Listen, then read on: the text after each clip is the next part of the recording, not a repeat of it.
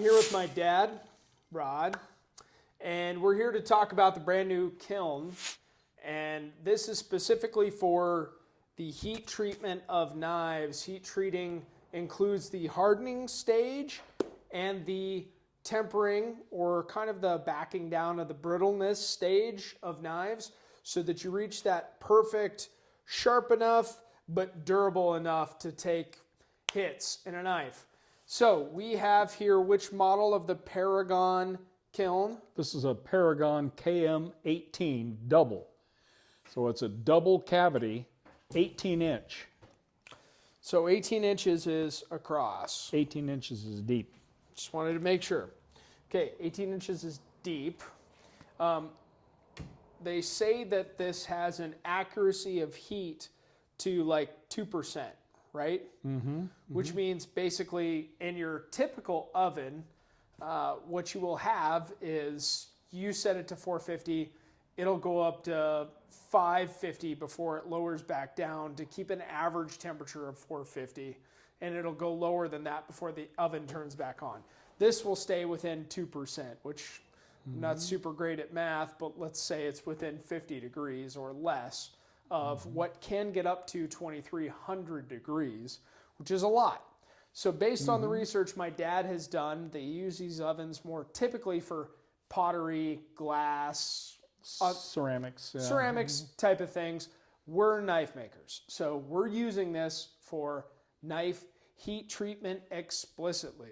So there's going to be some variations that we'll do, which gets into stainless steel and a few variations of steel. But the thing you do not want to do in these ovens is go ahead and put in variables that will cause smoke and carbon to build up inside. It'll wreck the machine.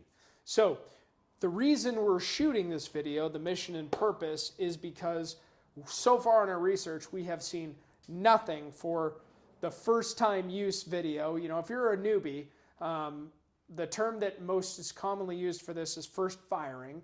And we have seen some first firing from other companies. We have not seen first firing instructions for Paragon. It's not to say that they aren't out there. We've read the manual. We have not called their customer service to ensure that we've got this exact. But based on everything that we've done, we're going to shoot this as in we're doing our best justice on our research, reading in the manual, and estimation of how to use equipment. Whenever you use expensive, nice equipment, you need to do things exactly right the first time you use them. If you have never had nice pots and pans before, the first time you use a pot and pan, you need to season it and heat it appropriately for the kitchen. So if there's any people watching this that like to cook, I'd like to say ladies, but plenty of guys like to cook. I like to cook. You can ruin things if the first time you use them, you do them improperly. Anything else you'd add to that? No, I think it's unfortunate. Searching around the website, I saw lots of references to the Paragon kilns and a lot of tutorials, but nothing really explained how to fire this thing up for the first time. Now, there were some instructions to the definite perfection of Paragon. Every professional knife maker that I have talked to so far has said this is the ultimate king of heat treating ovens. They're the best people to go to because of their temperance, their ability to keep and hold their standard within that 2%, so you're not wrecking your knife. It's very, very, very important that you keep things in held times of certain heats for certain requirements. So if you have any questions about that, you should talk to a professional bladesmith or metallurgist. But when it comes to this oven, this is like the standard. This is the king, the go-to in the market. Paragon, there really, from what I'm told, is no equal. So in this realm of kilns, how do we look at this problem? How do we explain it to you guys? Hopefully this helps to anybody who's looking for things out there. And how do we do it in a way that I don't talk on too much, which I'm obviously good/bad at. Okay. So we've had this wired. We actually did, I have a engineering buddy and some people who are very good at electronics. We had a professional electrician come who's certified and looked at my circuit breaker and make sure that all the wires and lengths and distances of cable and cord are to code. As somebody who's in the code standard, I should probably be as knowledgeable on this as possible, but I don't have all of my electrical certifications, so I wanted to make sure that it was done right. And that's for insurance purposes too. If you're running a business and you're doing some of these things, just so you know, if you burn your shop, garage, business, house down and you don't have it certified, insured, appraised, and standard inspected by professionals appropriately, you will not be given insurance money. So just so you know that, make sure that those things are done. That being said, we had a professional electrician come in and certify this to the standard. This is 10 gauge wire run up and into my circuit breaker. This requires a 60 amp. 30 amp. I'm sorry. Excuse me.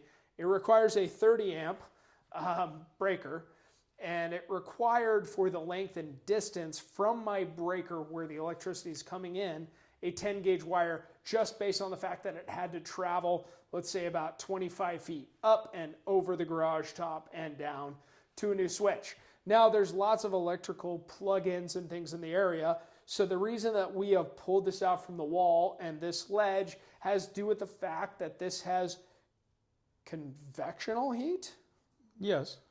Okay, so this guy's a scientist here. So heat that will disperse from an area at radiant consistency. So we pulled this out. You want to make sure, I don't think this thing will produce too much exterior heat, but it is possible. And I do have propane in the corner from my forge. I pulled my gas out of the way. I don't want it to melt my belt in my very, very beautiful 110-year-old power hammer. When you're doing these things, you just need to make sure you're doing your checks and balances and you're doing them consistently over time. It is easy to come in here and throw a couple of beers back and say things are good enough. But let's be honest, in the knife making world, this is an explosive set of power. The propane is very volatile and dangerous. The amount of current that we're pushing into these things it's considerable. So don't kill yourself, don't lose your house, and don't hurt anybody else. Anything else? Nope, that's it.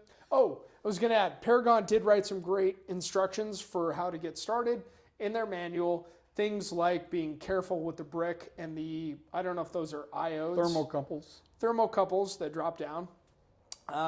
And also doing some initial vacuuming. So I'm going to do some quick time lapse, and we're just going to show that we're going to take a shop vac and reach in here with a very, very soft brush and just try and suck things out from the corners if there's any dust that accumulated in the transport process. We're going to clean this thing up and make it run nice and neat and consistent, especially the first time. Right, you are. That's it.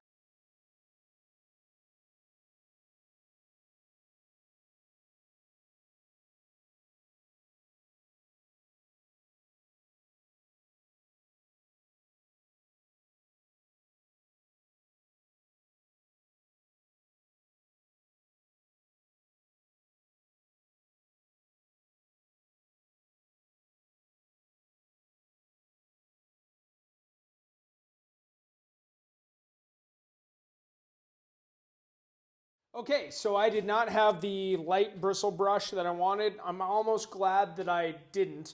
Here's why. I took my finger and I put it underneath the long head of the shop vac so that I wouldn't touch the bottom and only my skin would touch this. Now, they would recommend that you don't touch any ceramic stuff because it will put grains into your skin. You get oil. But I'd rather have my skin touch this than anything hard. And where I made one bump right here, just very light, it dented this. So whether this is good to do or not, I have my dad get was it a 1/2 inch or 1 inch? It's 1 inch. 1 inch Thermal blanket. Thermal blanket, which is the ceramic like wool that you will put inside casting ovens to put here as a protective barrier, so that when we put anything on top here, it will keep it from scratching and scraping this entire area because this is very susceptible to deterioration. I mean, this is like It's soapstone. like a styrofoam cooler. Yeah, it's like a soapstone. You bump this, you're going to scratch it. So when you're doing your initial vacuuming, be as careful and as light as you possibly can. Do not hit these thermocouplers that come down from the top, and just be so cautious. We're going to fire this thing. Now, in the question, my dad had asked me, he said, well, Mike, how hot should we get it? Here's my recommendation based on absolutely nothing other than best general knowledge. If you were going to heat this to the highest extent that it can heat up, we know that that range is 2300 degrees. We know that the average temperature heat that you're going to be dealing with steel is somewhere between 1500 and 1800. So my recommendation, based on the best general knowledge that I can with new equipment, just like a new engine, you'd take it up to the middle range to above the middle range, but you would never take it up to just the base. You need all the mechanics and things to run. I understand this is electronic and everything, but still, my best guess is to take this up. We're going to try to take it to 1700 degrees, 1700 degrees, maybe 1650, because that's some of the best range that you're going to do for soak times for a lot of your 1080 steels or some of the other things. Mm-hmm. We're going to give this a shot. Man, I can feel the itch of that ceramic stuff sitting in my skin right now. Yeah. All right, here we go. Yeah, one other thing, the temperature as it goes up inside these kilns causes the bricks to expand a little bit, and that's normal. But after it cools down, they shrink back down just a hair. And so if there are any cracks or segments inside the kiln, those things will open back up. So that's one of the reasons why we do this first firing, is to let all those bricks expand and go to their full size and then shrink back down. Okay, so here we are. This is the first time that this switch has ever been thrown. And here's the screen.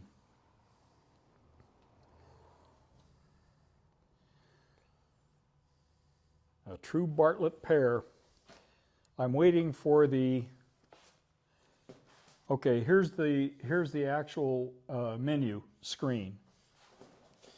Getting some reflection here from the light. Mm-hmm. Hold on. There we go. That's better. All right. So, as I understand it, we can go to, I'm just kind of looking around because I've never run this before, but I don't want to hit start. But right now it's in idle mode, so it's not heating, it's waiting for instruction. So if I do load, and I can call it the custom #1 load program, and here you can see there are other programs in here. There's user 3, blank 3, user 4, and some of these are pre-programmed because this kiln is actually used normally for there's a wine bottle. Yeah, so you can see a lot of different lost cast wax. Yeah, so a lot of this is pre-programmed in, and I don't want to use any of those. For the first one, I just want to use. Go all the way to the top and see if there's a. That is up. Okay. Okay. So there's user 1 blank. Yeah, user 1 blank. So we can say OK. So here we're user 1 blank 1. Now click edit. Now edit. There you go. Okay, so here's your temperature. This is the rate. That's the speed at which the temperature comes up inside the kiln. It's set right now at 9999, so that will be full heat, full on to the full temperature. This column right here, temperature, is how high you want it to go, and the soak rate, hold, is the amount of time that it stays at that temperature. Do 30 minutes, I think would be safe. Yeah, so we'll do 30 minutes. Here's 200, so we will Bump that to 1600. bump that to 1600.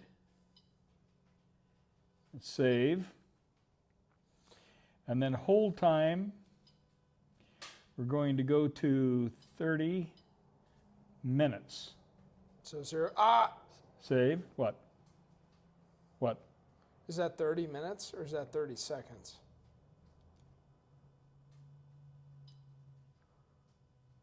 Hour, minute. You're right. I'm wrong.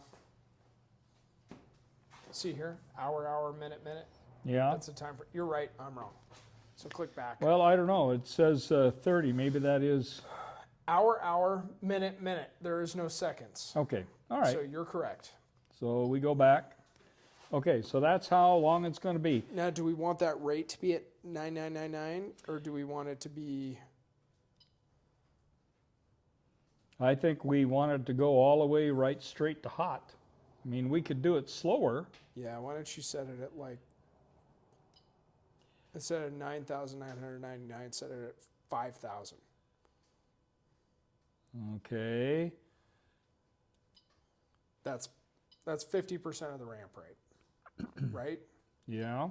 Because I don't want these bricks to split and crack.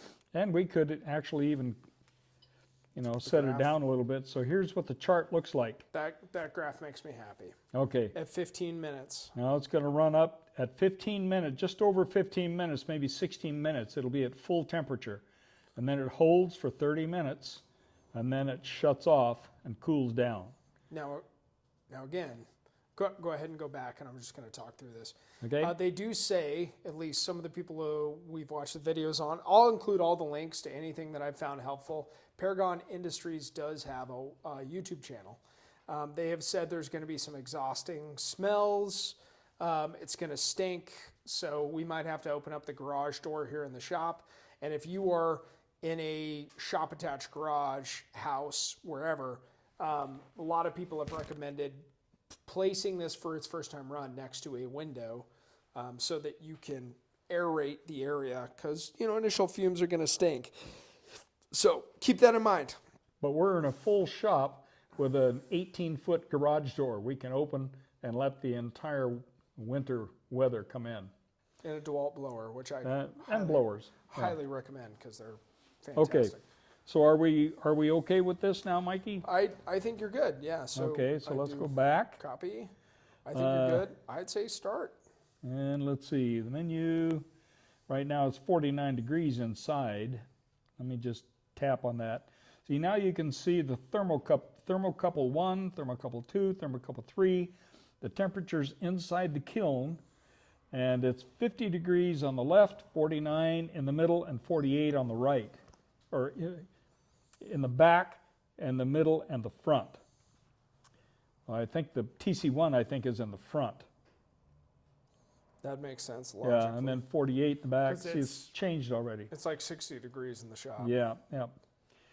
Okay, so we want to hit this fired up. Let's do it. Let's start it. And start firing. Start later. Start now or start later? No, we'll start now. Huh? We'll start now.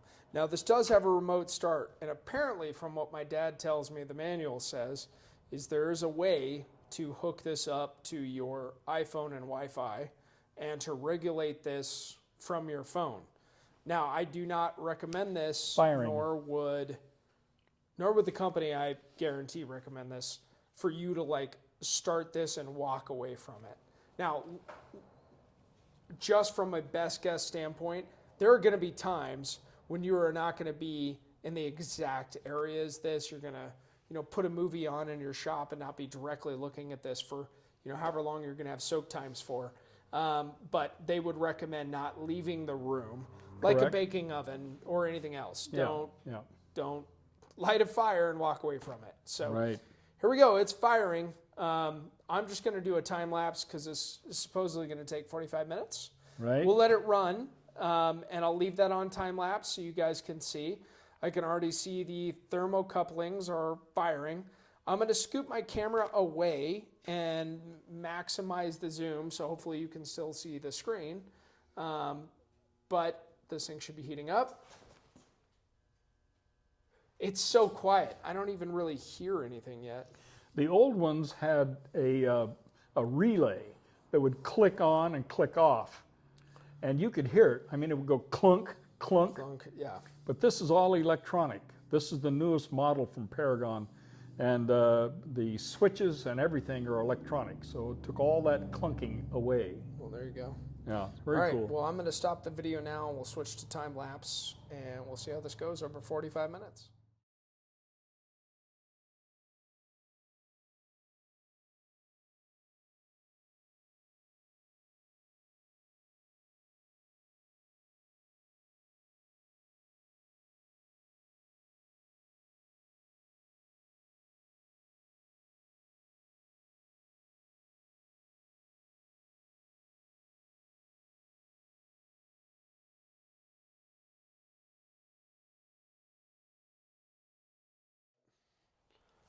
You're on. Well, okay, so this kiln has gone through its full heat cycle for the first time.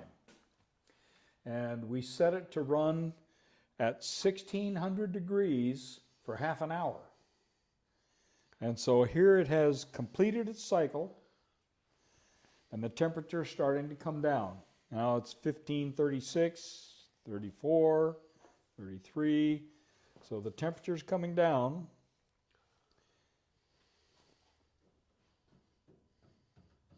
I mean, that's just hot to the touch. It's not so hot to the touch that it's... Right. Careful on the side over there. I think that's hotter.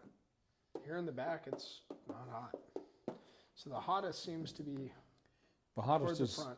hottest is in the middle, on the side. Feel it? Guess so, yeah. Back's cold. Yeah, the back. I'm shocked. back I is mean, cool. for a half an hour, knowing this machine went up to forging temperature, Yeah. that is really impressive. Like, there was some minimal steam and things. Smell-wise, it didn't even smell like it was painting drying in here. I mean, I'm really impressed. Like, firing my kiln for the first time, it black smoke, stunk. Now, granted, that's Chinese stuff, and this is Yeah. American magistry. But let's just say that comparatively, I pulled it from the wall thinking we were going to have a lot of, heat, smoke, et cetera, None of the case. It heated up quicker than I thought it would. It was very consistent. Like when we set it 1600, it was like 1601, 1602 the whole time. I never saw it drop below 1600. No. Which was really impressive.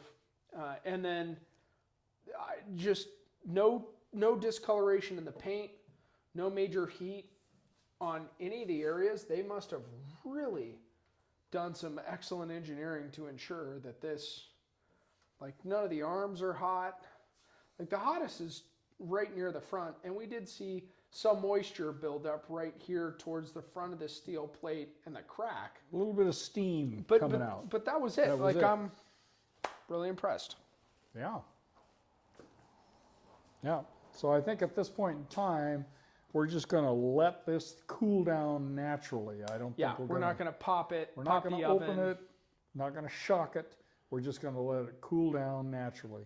And you're a geologist, Dad. So why don't you explain just some of the very basic level of thermodynamics when it comes to heating rock-like elements to very hot, very cold, very fast adjustments?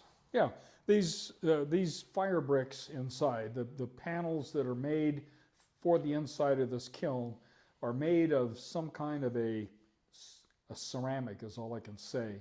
But it's a very, very stable kind of a material. I don't think it cracks or expands radically or anything like that. I think the expansion probably is predictable in all directions. And so what we want to make sure of is that we don't hit it with a shock of temperature. Because if we open the door and you get a blast of cooler air that comes into the bottom and the hot air runs across the top, then you've got differential in there. And we don't want that, because that, when you have a hot and a cold spot on an object, then it can distort, crack, and so we're just going to take our time, let it cool down naturally, and it'll be done. And again, this is for the first time. These kilns are designed to open so that you can take a very hot piece of steel out and quench. But for your first time use, you're breaking things in just like an engine. You want to take things very evenly. First time go around, as things expand and contract, they should be doing so in a very controlled manner, and then you can use it more heavily afterwards.